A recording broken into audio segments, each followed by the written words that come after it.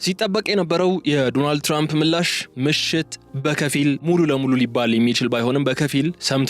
የባህር ላይ እገዳው ይነሳል ሲሉም ያልተጠበቀ መረጃን አጋርቷል። ፕሬዚዳንቱ ከኢራን ጋር የሚኖር የሰላም ስምምነት ላይ ውሳኔ ላይ ለመድረስ ወደ ሲቹዌሽን ሩም ከመግባታቸው አስቀድሞ ባስተላለፉት መልእክት አሜሪካ የጣለችውን የባህር ላይ እገዳ እንደሚነሳ ገልጿል። አያይዞም ያ የባህር ላይ እገዳ በምን ያክል ደረጃ ውጤታማ ኢፌክቲቭ እንደነበር ሳይገልጹ አላለፉም። ፕሬዚዳንቱ አክሎም የድርድር ሂደቱ ፈተና ሆኖ ስለቆየው የዩራኒየም ማስወገድ ሂደት ሲገልጹ የበለጸገው ዩራኒየም ከኢራን እንደሚወጣ ከፍርስራሽ ውስጥ ተቆፍሮ እንደሚወጣና እንደሚወገድ ገልጿል። ይህ እንዲሆን ደግሞ የኢራን መንግስት ይተባበራል ሲሉ ተደምጠዋል። ነገር ግን ትራምፕ ይህንን ሲሉ ኢራን ስለመስማማቷ ያነሱት ነገር አልነበረም። ይባስ ብሎም አሁን እየተባለ ያለው ነገር ምንድነው? ኢራን በዩራኒየሙ ጉዳይ የተስማማችው አንዳች አይነት ስምምነት የለም። ይህንን ሜሞራንደም ኦፍ አንደርስታንዲንግ የምንፈራረመው ስለ ኒውክሌሩ በቀጣይ ዙር ለማውራት እንጂ ዛሬ ስለዛ ጉዳይ ያወራነው ነገር የለም የሚል ሐሳብን መነሳቱ ተከትሎ በከፍተኛ ሁኔታ ጉዳዮቹ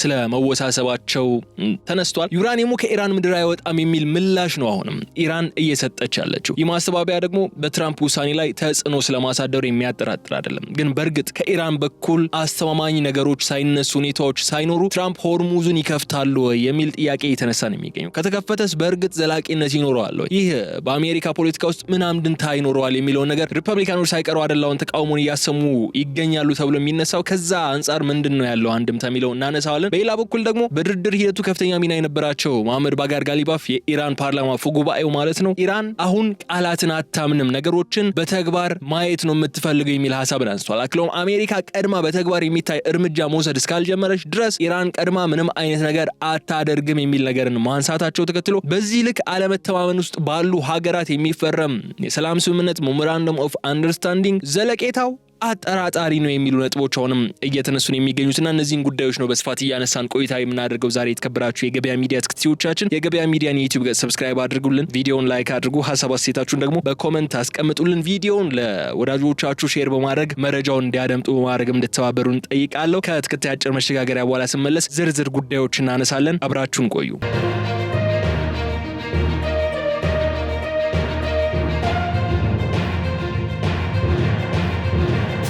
የአሜሪካ የባህር ላይ እገዳ ማንም ባልገመተው መልኩ በድንገተኛ የማህበራዊ ትስስር ገጽ መልእክት ሊያበቃ እንደሆነ ይፋ ተደርጓል። የአሜሪካው ፕሬዚደንት ዶናልድ ትራምፕ አርብ ዕለት በዋይት ሃውስ የደህንነት አማካሪዎቻቸው በሰበሰቡበት የኦፕሬሽን ክፍል ወይም ሲቹዌሽን ሩም ውስጥ ሆነው ወይም ስብሰባው ከመጀመሩ በፊት ባስተላለፉት መልእክት በስትራቴጂካዊው የሆርሙዝ መስመር ሰርጥ ላይ ተጥሎ የነበረው ታሪካዊውና ከባዱ የባህር ላይ እገዳ እንዲነሳ ስለመወሰናቸው አስታውቀዋል። ፕሬዚዳንቱ ይህንን ታላቅ ውሳኔ ያስተላለፉት ደግሞ ከኢራን ጋር የተደረሰውና ለ60 ቀናት የሚቆየውን ጊዜያዊ የተኩስ አቁም ስምምነት ለማራዘምና ወደ ዘላቂ የሰላም ድርድር ለመሻገር የመጨረሻ ውሳኔ ላይ በደረሱበት የውጥረት ወቅት ላይ እንደሆነ ነው የተረጋገጠው። ትራምፕ በትሩዝ ሶሻል ገጻቸው የማህበራዊ ትስስር መድረካቸው ላይ ማለት ነው ባስተላለፉት መልእክት በአሜሪካ ወደር በሌለው አስደናቂና ታሪካዊ የባህር ኃይል ወታደራዊ እዝ ምክንያት በባህረ ሰላጤው ተይዘውና ቆመው የነበሩ መርከቦች በሙሉ አሁን ወደ የቤቶቻቸው የመመለስ ሂደትን በይፋ መጀመር እንደሚችሉ በኩራትና በድል አድራጊነት ስሜት ገልጿል። ይህ በትራምፕ በኩል የተሰማው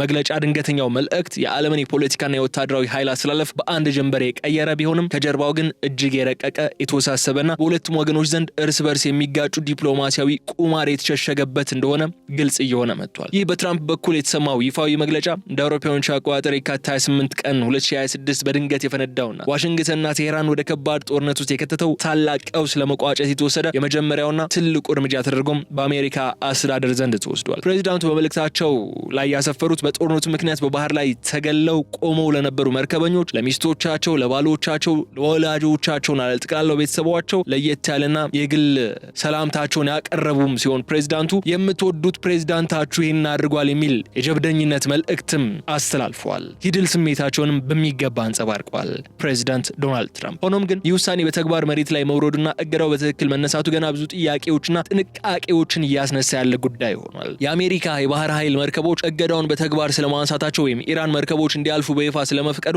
ግልጽ የሆነ ወታደራዊ ማረጋገጫ ያልተሰጠ ከመሆኑም በላይ የትራምፑ መልእክት የዓለምን ትኩረት ወደ ሆርሙዝ ባህረ ሰላጤ መልሶ የሳበ ቀዳሚ አጀንዳ ለመሆን መቻሉ ምናልባት ሌላ መልእክት ይኖረው ይሆን እንዴ የሚል ጥያቄን አስነስቷል። ከዚህ አስገራሚ የፕሬዝዳንቱ መግለጫ በስተጀርባ ያለው ወታደራዊና ዲፕሎማሲያዊ ሚስጥር ስንመለከተው ደግሞ ይህ የባህር ላይ እገዳ እንዲነሳ ትራምፕ ይፋዊ መግለጫ እንዲሰጡ ያስገደዳቸው የቴህራን ግትር አቋም ነው የሚሉ መረጃዎች እናገኛለን። በባህረ ሰላጤው አካባቢ ያሉ በሚገባ የተደራጁ የዲፕሎማሲ ምንጮች እንደሚገልጹት ከሆነ ትራምፕ ስለ እገዳው መነሳት በይፋና በራሳቸው አንደበት በተለመደው የትሩዝ ሶሻል መልእክት ማስተላለፋቸው ሁለቱ ሀገራት በሚስጥር ሲነጋገሩበት በነበረው የመግባቢያ ስምምነት ወይም ሜሞራንደም ኦፍ አንደርስታንዲንግ እዛ ውስጥ የተቀመጠ የመጀመሪያውና ዋነኛው ቅድመ ሁኔታ ሊሆን ይችላል የሚል ሐሳብን አንስቷል። የኢራን መንግስት አሜሪካ በነበራት እገዳ ምክንያት የደረሰባትን የኢኮኖሚና ወታደራዊ ጫናን ለመቀነስና ወደሚቀጥለው የሰላም ውይይት ለመሻገር መጀመሪያ የዋይት ሃውስ መሪ ፕሬዝዳንቱ ትራምፕ ይፋዊና መደበኛ መግለጫ ለዓለም ማህበረሰብ እንዲሰጡ ይፈልግ ነበር የሚል ጉዳይ ተነስቷል። ይሄ የቴህራን ጥያቄ ሁለቱ ሀገራት የኢራን የኒውክሌር ፕሮግራም ለመግታት ወደሚደረገው እጅግ ስስና አደገኛ ወደሆነው ድርድር ከመግባታቸው በፊት በአሜሪካ በኩል ሊታይ የሚገባው የመተማመኛ እርምጃ ወይም ኮንፊደንስ ቢልዲንግ ሜጀር ተደርጎ ተወስዷል። ነገር ግን በትራምፕ አስተዳደር በኩል የሚነገረው ድልን አስመዝግበናል የሚለው የስኬት ትረካና መሬት ላይ ያለው እውነተኛ የፖለቲካ ሁኔታ ፍጹም የተራራቁና ተለዋዋጭ መሆናቸውን የታየው የትራምፕ መግለጫ በዓለም አቀፍ መገናኛ ብዙሃን ከተሰራጨ በኋላ የኢራን የመንግስት የዜና ማዕከላት ከአገዛዙ ምንጮች ጠቅሰው እንደዘገቡት ከሆነ የፕሬዝዳንቱ ንግግሮች እውነትና ውሸት የተቀላቀለባቸው ናቸው ሲሉ አንስቷል። ኢራን በአንድ በኩል የአሜሪካ የባህር ኃይል የጣለውን እገዳ ማንሳቱ ለድርድሩ መነሻ ጥሩ ጅማሩ ነው ብላ ብትቀበልም በአንጻሩ ግን ትራምፕ የኢራንን ከፍተኛ ጥረት የተደረገበት ዩራኒየም ከአፈር ውስጥ ቆፍረው አውጥተው እንደሚያወዱም የተናገሩት ሐሳብ ፍጹም ውሸት ነው ስትል ውድቅ አድርገዋለች። የኢራን የውጭ ጉዳይ ሚኒስትር ቃል አቀባይ እስማኤል ባቃይ ወዲያውኑ በሀገሪቱ ብሔራዊ ቴሌቪዥን ቀርበው እንደተናገሩት ከሆነ በአሜሪካና በኢራን መካከል መልእክቶችን የመለዋወጥ ሂደት አሁንም ድረስ የቀጠለ ቢሆንም እስካሁን ድረስ ግን ምንም አይነት የመጨረሻ ስምምነት አልተፈረመም የሚል ሐሳብን አንስቷል። ከዚህ ባሻገር ደግሞ ኢራን ኢንተርናሽናል ይዞት የወጣው አንድ መረጃ ምን ያሳያል መሰላችሁ? ይህ አሁን የተረቀቀው ሜሞራንደም ኦፍ አንደርስታንዲንግ ከያዛቸው 10 ነጥቦች መካከል 8ቱ አያቶላህ ሞጅታባ ኻሚኔ የማይቀበሏቸውና ውድቅ ያደረጓቸውን ነጥቦች የያዘ ነው የሚል መረጃን ይዞ ወጥቷል። ኢራን ኢንተርናሽናል ማህዲ ካንሊዝዳህ የተባለ የኢራን ስቴት ቲቪ ፐንዲት ወይም ተንታኝ የሆነ እንዲሁም ደግሞ የኢራን ተደራዳሪ ልዑክ በእስላማባድ ውይይት ላይ በሚሳተፍበት ወቅት አካምፕኒ አድርጎ ልዑኩን አብሮ የተጓዘው አናሊስት ወይም ተንታኙ ሞጅታባ ኻሚኔ ውድቅ ካደረጓቸው ነጥቦች መካከል 8ቱ በዚህ የሜሞራንደም ኦፍ አንደርስታንዲንግ ድራፍት ላይ ተካቷል የሚል ሐሳብን አንስቷል። ይህ ደግሞ የሰላም ሂደቱ ላይ ሌላኛው ትልቅ ጥላን ያጠላ ጉዳይ ሆኖ ተነስቷል። ከ10 ነጥቦች 8ቱኛ የተስማማንባቸው አይደሉም እያለች ያለችው ኢራን እንዴት ነው በዚህ ድርድር ላይ እምነት ኖሯት ልትቀጥል ትችላለች ተብሎ የሚጠበቀው የሚለው ጉዳይ አሁንም በከፍተኛ ሁኔታ ጥያቄ ሆኖ እየቀረበ ይገኛል። ከዚህ ባሻገር ወደ ቀደመው ጉዳይ ስንመለስ የኢራን የውጭ ጉዳይ ሚኒስትር ቃል አቀባይ እስማኤል ባቃይ አሜሪካ ጥላው የነበረውን የባህር ላይ እገዳ ሙሉ በሙሉ ህገወጥ የተኩስ አቁም ስምምነቱን የጣሰና በዓለም አቀፍ የባህር ላይ መርከቦች ጉዞም የተደረገ ጣልቃ ገብነት ነበር ብለው ነው የጠቀሱት። አክለውም አሜሪካ ይህንን ውሳኔ በተግባር እንደምትፈጽመው ወይም የለመደችውን የፕሮፓጋንዳ ዘመቻ እያካሄደች መሆኑን ወደፊት በተግባር የምንመለከተው ይሆናል የሚል ጥርጣሬያቸውን አንስቷል። ይህ በእንዲህ እንዳለ ደግሞ የሆርሙዝ ሰርጥ ቀጣይ አስተዳደርን በተመለከተ በዋሽንግተንና በቴህራን መካከል ያለው ልዩነት አሁንም እጅግ የሰፋ ሆኖ ቀጥሏል። ፕሬዚዳንት ዶናልድ ትራምፕ እገዳው መነሳቱን የራሳቸውና የአሜሪካን ታላቅ ወታደራዊ ድል አድርገው በሚያቀርቡበት በዚህ ወቅት የኢራን ባለስልጣናት ግን የባህረ ሰላጤ ቁጥጥር የባህር ዳርቻው ባለቤት የሆኑት የኢራንና የጎረቤቷ የኦማን ሱልጣኔት ብቻ መብትና ስልጣን መሆኑን በጽኑ እየተናገሩ ይገኛሉ። የኢራን የውጭ ጉዳይ ሚኒስትርም ከኦማን አቻው ጋር ስለ ባህረ ሰላጤው ቀጣይ አስተዳደር ጋር እንዲሁም የጋራ ጥበቃ ለማድረግ የሚያስችላቸውን ነገር ለመፍጠር አስቀድመው መወያየት መጀመራቸውን እናውቃለን። አሜሪካም ለዚህ ነው ኦማን ላይ ዛቻን ስትሰነዝር የቆየችው። የአሜሪካው ፕሬዝዳንት ትራምፕ በሆርሙዝ ባህረ ሰላጤ ላይ የተጣለውን የባህር ላይ እገዳ ለማንሳት መወሰናቸው ይፋ ማድረጋቸው ተከትሎ የዓለም የንግድ እንቅስቃሴ ማንም ባልገመተው ፍጥነት በከፍተኛ ደረጃ ተናውጧል። ያ የትሩዝ ሶሻል ገጽ መልእክታቸው የባህር ላይ እገዳው እንደሚያበቃ ከጠቆመ በኋላ በዓለም አቀፍ የነዳጅ ንግድ መለኪያ በሆኑ ታላቅ የገበያ ማዕከላት ላይ ታላቅ መረጋጋትና እፎይታን የፈጠረ የሳምንቱ የመጨረሻ ክስተት ሆኗል። ትራምፕ በዚህ አይታሙም አይደለ? ገበያን ለማረጋጋት ብሎ የሚሰጧቸውን መግለጫዎች በተደጋጋሚ ሲነሱ ቆይቷል። ትራምፕ ያ የትሩዝ ሶሻል መልእክታቸውን ካስቀመጡ በኋላ ዓለም አቀፍ የነዳጅ ገበያ በተለይ በከፍተኛ ሁኔታ መረጋጋትን ተስተውሎበታል። የትራምፕ ይፋዊ መግለጫ ተከትሎ በዓለም አቀፍ ደረጃ ከፍተኛ ግምት የሚሰጠውና የነዳጅ ዋጋ መተመኛ ስታንዳርድ የሆነውን የብረንት ድፍድፍ ነዳጅ ዋጋ ባለፉት 6 ሳምንታት ታይቶ በማያውቅ መልክ በአንድ ጊዜ ዝቅተኛውን ዋጋ አስመዝግቧል። ትራምፕ በተደጋጋሚ እንደሚነሳባቸው ሁሉ አሁንም የዓለምን የገበያ ሁኔታ ለማረጋጋት በመጣር ተንጀበል ያልሆኑ መሬት ላይ ሊዳሰሱ የማይችሉ መግለጫዎችን እየሰጡ ነው የሚል ክስ በድጋሚ እንዲቀርብባቸው አድርጓል።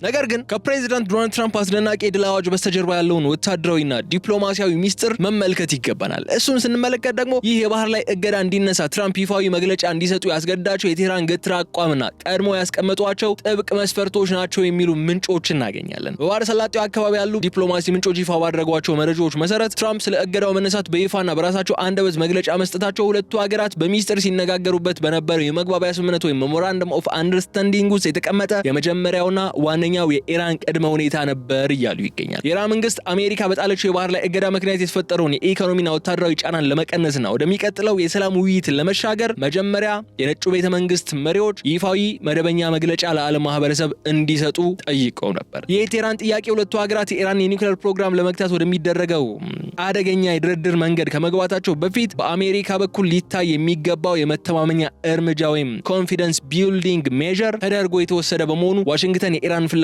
ለማሟላት ስትል ያደረገችው ነገር ነው ተብሎ ተነስቷል። ነገር ግን በትራምፕ አስተዳደር በኩል የሚነገረው የስኬት ተረክና መሬት ላይ ያለው እውነተኛ የፖለቲካ ሁኔታ ፍጹም የተራራቁና ተለዋዋጭ በመሆናቸው ምክንያት በዲፕሎማሲው መጋረጃ በስተጀርባ ያለው ነገር ምንድነው የሚል ጥያቄ እንዲነሳ አድርጓል። የትራምፕ መግለጫ በዓለም አቀፍ መገናኛ ብዙሃን ከተሰራጨ በኋላ የኢራን መንግስት የዜና ማዕከላት ከአገዛዙ ምንጮች በመጥቀስ እንደዘገቡት ከሆነ የፕሬዝዳንቱ ንግግሮች የእውነትና የውሸት ቅልቅል ናቸው ይላሉ። ይህ የዲፕሎማሲ መጋረጃ ጀርባ የተደረገው እንቅስቃሴ የሚያሳየው የትራምፕ አስተዳደር ከኢራን ጋር የደረሰበት ስምምነት ሙሉ በሙሉ በአሜሪካ የበላይነት የተመራ ሳይሆን የቴህራንን ጠንካራ ዲፕሎማሲያዊ ጫናዎችና ቅድመ ሁኔታዎችን ተቀብሎ ለማስተናገድ የተገደደበት ሂደት ያለው መሆኑን ነው የሚያሳየው። ኢራን አሜሪካን ወደ ድርድር ጠረጴዛ ለማምጣትና የባህር ኃይል እገዳውን እንዲነሳ ለማድረግ የራሷን የውስጥ መስፈርቶች በአሜሪካ ላይ መጫን የቻለችው ትራምፕ በበኩላቸው ይህን መግለጫ በራሳቸው አንደበት እንዲሰጡ የተገደዱት የኢራንን አመኔታ ለማግኘት ሲሉ ነው የሚል ሀሳብ ይነሳል። ይህ ሁኔታ በቀጣይ ለሚኖር የኒውክሌርና የዩራኒየም ፍጥጫ መነሻ ሊሆንም የሚችል ጉዳይ ነው። ሁለቱ ሀገራት ገና መሰረታዊ የሆኑ መተማመኛዎች ላይ ሳይደርሱ በከፍተኛ የዲፕሎማሲያዊ ውጥረት መጋረጃ ውስጥ ነው ሂደቱን እየመሩት መሆኑንም የሚያጋልጥ ሂደት ነው። የአሜሪካው ፕሬዚዳንት ዶናልድ ትራምፕ የኒውክሌር መርሃ ግብር ማዕከልና የስትራቴጂካዊው ጡንቻ መገለጫ የሆነው የኢራን የዩራኒየም ክምችት ከአፈር ውስጥ ተቆፍሮ ወጥቶ በአሜሪካ ወታደራዊ ኃይልና በዓለም አቀፉ የአቶሚክ ኃይል ኤጀንሲ ቀጥተኛ አስተባባሪነት ሙሉ በሙሉ እንደሚወድምና እንደሚበተን የተናገሩትን ንግግር በቴህራን በኩል ከፍተኛ ቁጣና አስቸኳይ ማስተባበያን አስከትሏል። የኢራን የውጭ ጉዳይ ሚኒስትር ይፋዊ መግለጫውን በሰጠበት ወቅት ከአሜሪካ ጋር እስካሁን ድረስ ስለ ኒውክሌር ፕሮግራማቸውም ሆነ ስለ ዩራኒየም ክምችታቸው የተደረገ ምንም አይነት ድርድርም ሆነ ይፋዊ ስምምነት በድርድር ጠረጴዛው ላይ አለመኖሩን በማረጋገጥ በትራምፕ የተሰራጨው መረጃ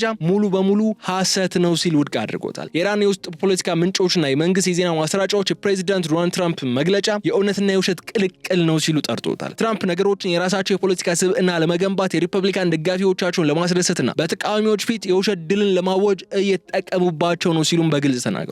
የኢራን ከፍተኛ ዲፕሎማሲያዊ ባለስልጣናት ማብራሪያዎች ከሆነም በቀጣዮቹ ቀናት ይፈረማል ተብሎ የሚጠበቀው የመጀመሪያ ደረጃው ስምምነት የባህር ላይ እገዳውን ማንሳትና የተኩስ አቁሙን ማራዘም ላይ ብቻ ያተኮረ እንጂ የኒውክሌር ጉዳይን አይመለከትም።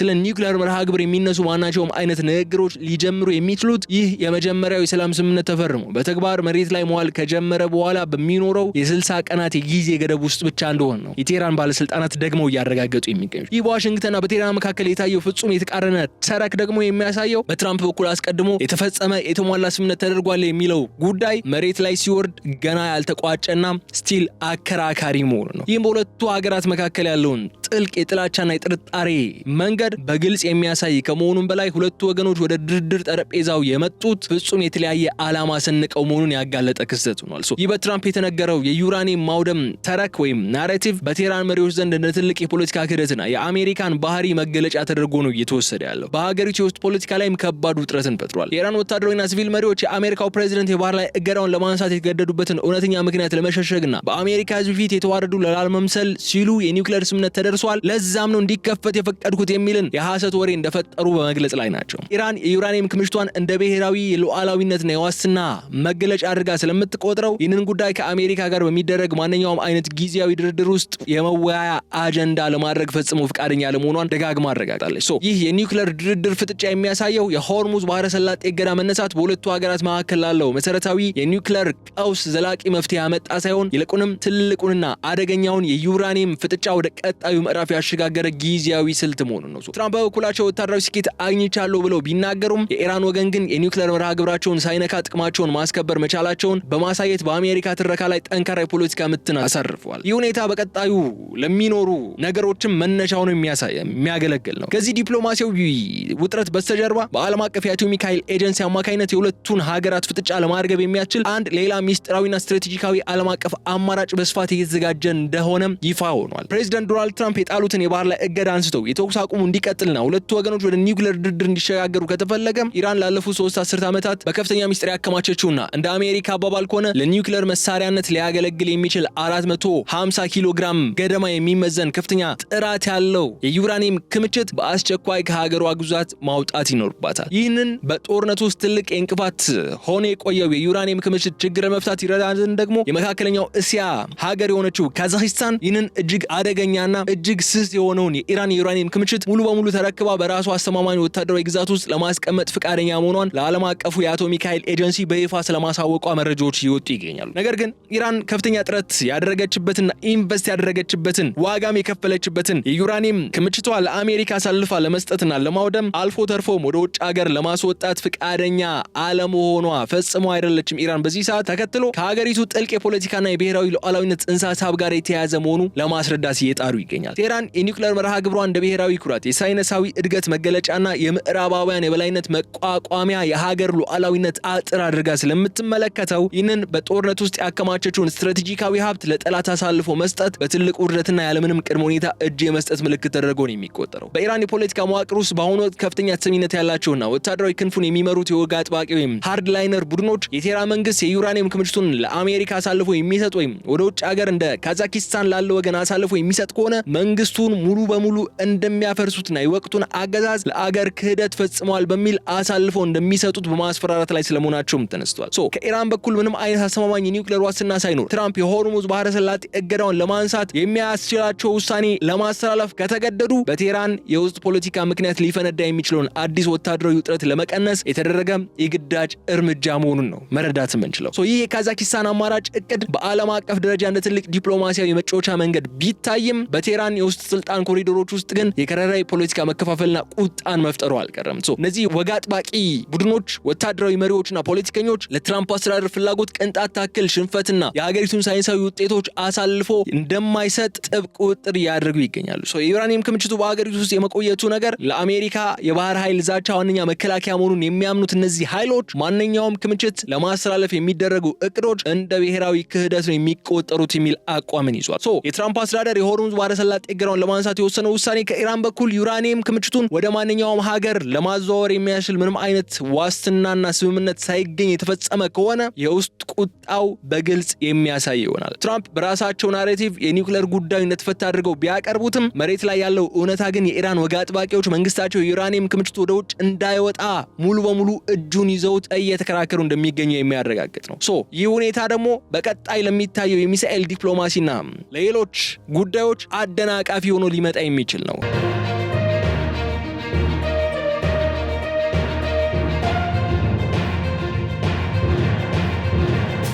በዚህ ታላቅ የዲፕሎማሲና ወታደራዊ ፍጥጫ ውስጥ የኢራን እውነተኛ ጽኑና የማይለወጥ ወታደራዊ አቋም ለዓለም ማህበረሰብ በግልጽ ያሳየው ደግሞ ሌላኛው ነጥብ መስላችሁ የሀገሪቱ የፓርላማ አፈ ጉባኤና የቴህራን ከፍተኛ ተደራዳሪ የሆኑት መሐመድ ባጋር ጋሊባፍ በማህበራዊ ትስስር ገጻቸው የሰፈሩት አስደንጋጩ መልእክት ነበር። ጋሊባፍ በግልጽና ምንም አይነት ዲፕሎማሲያዊ ቋንቋን ሳይጠቀሙ እንደተናገሩት ከሆነ ኢራን በአሜሪካ አሊያም በማንኛውም ምዕራባውያን ኃይላት ዘንድ በነዛ ሀገራት የቃል ዋስትናዎች፣ ስምምነቶች ወይም ዲፕሎማሲያዊ ማባበያዎች ላይ ቅንጣት ታክል እምነት የላትም። ኢራን ማንኛቸውም ጥቅሞች፣ መብቶችና ብሔራዊ ጥቅሞቿን የምታስከብረው በድርድር ጠረጴዛ ላይ በሚደረግ ልመና ወይም በምዕራባውያን በጎ ፍቃድ ሳይሆን እጃቸው ላይ ባሉትና ዋሽንግተንን ማርበድበድ በሚችሉት እጅግ ዘመናዊ ስትራቴጂካዊ የሆኑ ሚሳኤል አቅሞች መሆናቸውን በይፋ በመናገር የድርድር ሂደቱን ሊያደናቅፍ የሚችል ሌላ ተግባርን ፈጽመዋል። አፈጉባኤውና ተደራዳሪው መሐመድ ባጋር ጋሊባፍ አክለው በድርድር ጠረጴዛ ላይ ከአሜሪካውያን ጋር በሚቀመጡበት ወቅት የሚያደርጉት ብቸኛ ነገር ቢኖር ጠላቶቻቸው የኢራን እውነተኛ የወታደራዊ ወታደራዊ ኃይልና የሚሳኤል አቅም በሚገባ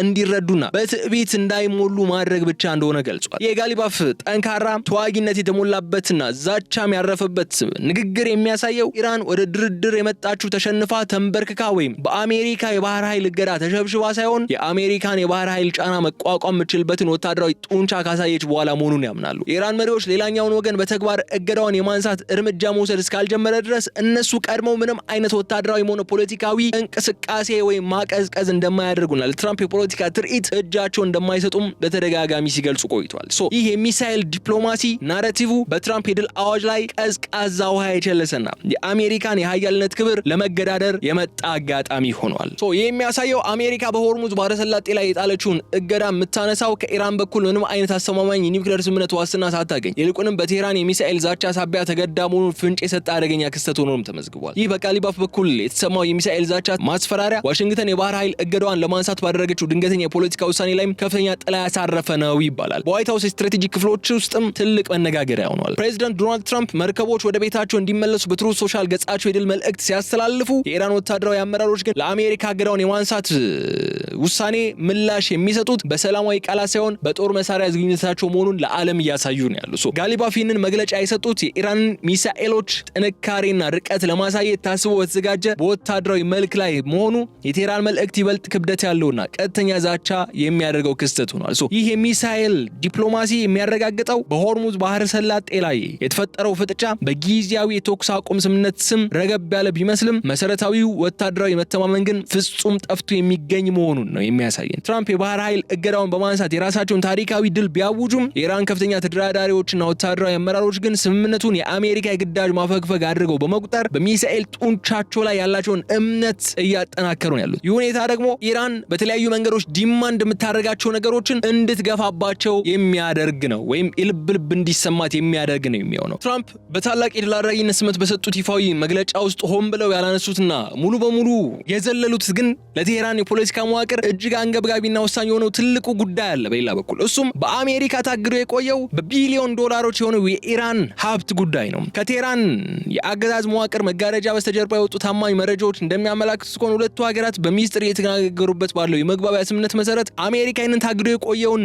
እስከ 25 ቢሊዮን ዶላር የሚደርሰውን ገንዘብ ቢያንስ ግማሹን 12 ቢሊዮን ዶላር በአስቸኳይና ለምንም ቅድመ ሁኔታ ለኢራን ማዕከላዊ ባንክ ገቢ ማድረግ አለባት የሚል ነጥብ እንዳለው ያነሳሉ። ይህ የገንዘብ ክፍያ መፈጸም ለማንኛውም ቀጣይ የኒውክሌር ድርድሮች እንደ መጀመሪያ ጉድዊል ተደርጎ የሚታይ የትራምፕ አስተዳደር የታማኝነት መለኪያ የተወሰደ በመሆኑ ዋሽንግተን ይህንን ገንዘብ ሳታስለቅቅ ብትቀር ስምምነቱን በራሷ እንደጣሰች ተደርጎ እንደሚቆጠርና ድርድሩ በአንድ ጀንበር እንደሚፈርስም ነው የኢራን ወገኖች በጥብቅ እያስጠነቀቁ የሚገኙት። ይህ የ12 ቢሊዮን ዶላር ሚስጥር ይፋ መሆን በትራምፕ አስተዳደር ላይ ትልቅ የፖለቲካ ጫና የፈጠረ ከመሆኑም በላይ የኢራን ባለስልጣናት የባህር ኃይል እገዳው መነሳት ብቻውን በቂ እንዳልሆነና የተያዘው የፋይናንስ ሀብት ሙሉ በሙሉ ተለቆ ወደ ሀገሪቱ ካዝና መግባት እንዳለበትም በጽኑ እየተከራከሩ የሚገኙት የኢራን ወታደራዊና ዲፕሎማሲያዊ የበላይነት የሚያሳይ ሌላኛው ትልቅ ማረጋገጫ ነው ይላሉ። ግን ስቲል አሜሪካ ያንን ገንዘብ አሁን እለቃለሁ የሚል ስምምነት ላይ ስለመድረሷ የሚያሳዩ መረጃዎች የሉም። በሌላ በኩል ደግሞ የሆርሙዝ ባህረ ሰላጤን ቀጣይ አስተዳደርና ቀጣይ ቁጥጥር በተመለከተ በዋሽንግተንና በቴህራን መካከል ያለው ስትራቴጂካዊ ልዩነት እጅግ የሰፋ መሆኑ በናሬቲቭ ላይ ይበልጥ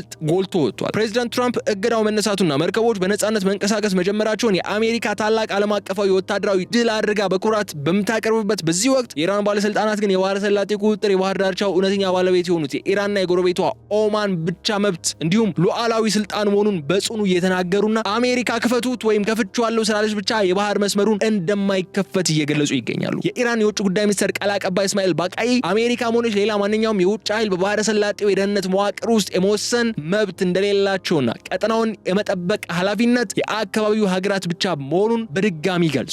ይህንን የባለቤትነት መብት ይበልጥ ለማጠናከር ሲባልም የኢራን የውጭ ጉዳይ ሚኒስትር ከኦማን አቻቸው በድር አብዱል ሰይዲ ስለ ባህረ ሰላጤው ቀጣይ አስተዳደር ስለ ሰላምና የጋራ ወታደራዊ ጥበቃ አስቀድመው በጥልቀት መወያየታቸውም ይፋ ተደርጓል። ይህ የሁለቱ ጎረቤት ሀገራት የጋራ ስምምነት አሜሪካ ከቀጠናው የባህር ክልል እንድትወጣ የሚገፋፋና የትራምፕን ወታደራዊ የበላይነት ተረክ ሙሉ በሙሉ አደጋ ላይ የጣለ እርምጃ ነው። ይህ የምስጢር የገንዘብ ክፍያ ጥያቄና በባህረ ሰላጤው ሉዓላዊነት ፍጥጫ የሚያሳየውን ጉዳይ የባህረ ሰላጤው የሉዓላዊነት ፍጥጫ የሚያሳየን የትራምፕ አስተዳደር እገዳው ለማንሳት የወሰነው ውሳኔ ከጀርባው ከፍተኛ የፋይናንስ መስዋዕትነትና የፖለቲካ ዋጋ የተከፈለበት ሊሆን ስለሚችል ነው። ከዚህ ባሻገር በትራምፕ ድንገተኛ ውሳኔ መሰረት የሆርሙዝ ባህረ ሰላጤ በአሜሪካ የባህር ኃይል በኩል መከፈቱ በእርግጥ ዘላቂነት ይኖረዋል ወይ የሚለው ጥያቄ እናነሳለን። በአሁኑ ወቅት የመከላከያ ሚኒስትሮችና የባህር ላይ ስትራቴጂስቶች እያሳሰበ ያለው ትልቁና ዋነኛው አጀንዳም ስለሆነ ነው። በሁለቱ ኃይላት መካከል እየተረቀቀ ባለውና ይፋ ባልሆነው ስምምነት መሰረት አሜሪካ እገዳዋን ስታነሳ ኢራንን በበኩሏ በባህረ ሰላጤው ወሳኝ የንግድና የባህር መስመሮች ላይ የቀበረቻቸውን የባህር ላይ ቦምቦች፣ ፈንጂዎች በ30 ቀናት የጊዜ ገደብ ውስጥ ሙሉ በሙሉ ማጽዳት አለባት ይላል። የአሜሪካ መከላከያ ሚኒስትር ፔት ሄግሴት በሲንጋፖር በተካሄደው የደህንነትና የመከላከያ ጉባኤ ወይም ሻንግሪላ ዲያሎግ እዛ ላይ ባደረጉት ንግግር ዋሽንግተን ኢራን የኒውክሌር መሳሪያ እንዳታገኝ የማድረግ የማይናወጥ ግዴታ ቢኖርባትም አሁን ባለው ሁኔታ ከቴህራን ጋር የሚደረግ ማንኛውም አይነት የተኩስ አቁምና የባህር መስመር መክፈት ስምምነት መልካምና የሚደገፍ ነው ሲሉ ገልጾታል። ይሁን እንጂ የአሜሪካ የባህር ኃይል ማዕከላዊ እዝ በበኩሉ በትራምፕ ይፋዊ መግለጫ ሳይደናገጥ በሆርሙዝ ሰርጥ ላይ አዳዲስ ፈንጂዎች ለመቅበር የሚሞክሩ ማናቸውም የኢራን ወታደራዊ መርከቦች ላይ ፈጣን ገዳይ ጥቃት ለመሰንዘር ኃይሎቹ አሁንም በከፍተኛ የጥንቃቄ ደረጃ እንደሚገኙ አስታውቋል። የሚገርመውና የሁኔታውን ግራ አጋቢነት የሚያሳየን ግን መስላችሁ የፔንታገን ከፍተኛ ባለስልጣናት ኢራን በሰርጡ ውስጥ ፈንጂዎች ስለመቅበሯ እስካሁን ድረስ በአሜሪካ የባህር ኃይል በተደረጉ በርካታ ፍተሻዎች ምንም አይነት ተጨባጭ ማረጋገጫ ለማግኘታቸው መናገራቸው ነው። ይህ ሁኔታ የሚያሳየው በሁለቱ ወገኖች መካከል ያለውን ጥልቅ የጋራ እምነት ማጣትና የባህረ ሰላጤው መከፈት በማንኛውም ሰዓት በትንሽ ወታደራዊ ብልጭታ ወይም ስህተት ሊፈርስ የሚችልና ዘላቂነት የሌለው ጊዜያዊ ስምምነት ብቻ ሊያደርገው እንደሚችል። ከዚህም በላይ ይህ ከኢራን እስላማዊ ሪፐብሊክ በኩል ምንም አይነት የጽሑፍ ዋስትና ወይም የኒውክሌር መርሃ ግብር አቆማለሁ የሚል ስምምነት ሳይገኝ የሆርሙዝ ባህረ ሰላጤ ወታደራዊ እገዳ እንዲነሳ መደረጉ በአሜሪካ የውስጥ ፖለቲካና በዋሽንግተን የስልጣን ኮሪደሮች ውስጥ እጅግ ከፍተኛ አደገኛና የተወሳሰበ አንድምታ ማስከተሉ የማይቀር ክስተት ሆኗል። ፕሬዚደንት ዶናልድ ትራምፕ ይህንን እገዳ የማንሳት ውሳኔ በአስቸኳይ ለመወሰን የደፈሩት በሀገሪቱ የውስጥ ምጣኔ ሀብት ውስጥ እየናረ የመጣውን የነዳጅ ዋጋ በአንድ ጀንበር ለመቀነስና በዎል ስትሪት የፋይናንስ ገበያ ላይ መነቃቃትን በመፍጠር የራሳቸውን የፖለቲካ ተቀባይነት ለማስቀጠል ቢሆንም እንኳን የትራምፕ የፖለቲካ ተቃዋሚዎች ግን ይህንን እርምጃ በከፍተኛ ሁኔታ ሊተቹ ዝግጅታቸውን ጨርሰዋል። የፕሬዚዳንቱ ተቃዋሚዎች ትራምፕ ኢራንን አደገኛ ዩራኒየም ክምችት በተግባር ሳያስወግዱ $12 ቢሊዮን ታግዶ የቆየ የኢራን ገንዘብ በሚስጥር እንዲለቀቅ ከተስማሙ ከቴህራን መሪዎች በኩል ምንም አይነት አስተማማኝ ፌርማና ዋስትና ሳይቀበሉ ይህንንና አድርገው የአሜሪካ ባህር ኃይል እገዳ እንዲነሳ ማዘዛቸው ታላቅ ብሔራዊ ውርደትና ለቴህራን እጅ መስጠት አድርገው ሊያቀርቡት እየተፍጨረጨሩ ይገኛሉ። ይህንን ብለን ግን የዕለቱን የልዩ ጥንቅር ፕሮግራማችን ስናጠቃልለው የሆርሙዝ ሰርጥ ቀውስ በትራምፕ አስተዳደር የድል አዋጅ ለጊዜው ጋብ ያለ ቢመስልም መሬት ላይ ያለው እውነታ ግን የኢራን ወታደራዊ ጡንቻና ዲፕሎማሲያዊ ግትርነት አሜሪካን ለከፍተኛ ኮምፕሮማይዝ የዳረገ መሆኑን ነው። አሜሪካ ብዙ ነገሮችን ለመተው እየሰራች ስለመሆኑ የሚያሳይ ነው። ኢራን በተግባር ያን ያክል የሚባል ወታደራዊ ኪሳራን ሳታስተናግድ 70% የሚሳኤልና የድሮን አቅሟን ይዛ በቀጠለችበት በዚህ ሰዓት ጥቅሞቿን በሚሳኤል አቅሟ በባህረ ሰላጤው ባለቤትነት መብቷና በፋይናንስ ጥያቄዎቿ ዙሪያ አስከብራ መውጣት የምትችል ከሆነ ትራምፕ ወታደራዊ እገዳውን ማንሳት እንደ ትልቅ የግል ድል አድርገው በማቅረብ ላይ መሆናቸው ለፕሬዝዳንት ትራምፕ ትልቅ ውድቀት እንጂ ድል አይደለም የሚሉ ሐሳቦች ከግራም ከቀኝም እየተነሱ የሚገኙበት ሰዓት ላይ ነው የምንገኘው። ግን ትራምፕ የምር ከኢራን ምን አግኝተው ነው ይህንን ውሳኔ ለመወሰን የበቁት የሚለው ነጥብ ግን በቀጣይ በሌሎች መረጃዎች የምንመለከተው ጉዳይ ይሆናል። የተከበራችሁ የገበያ ሚዲያ ተከታታዮቻችን እስከዛ ድረስ ግን የዕለቱን ፕሮግራም እዚህ ላይ ቋጭቼ ይሰናበታችኋለሁ። የገበያ ሚዲያን የዩቲዩብ ገጽ ሰብስክራይብ አድርጉ፣ ቪዲዮውን ላይክ አድርጉ፣ ሐሳብ አስተያየታችሁን በኮሜንት መስጫው ላይ አስቀምጡልን። በሌላ ቀን በሌላ ቪዲዮ መልሰን እስክንገናኝ ድረስ በቸር ቆዩኝ። ሰላም።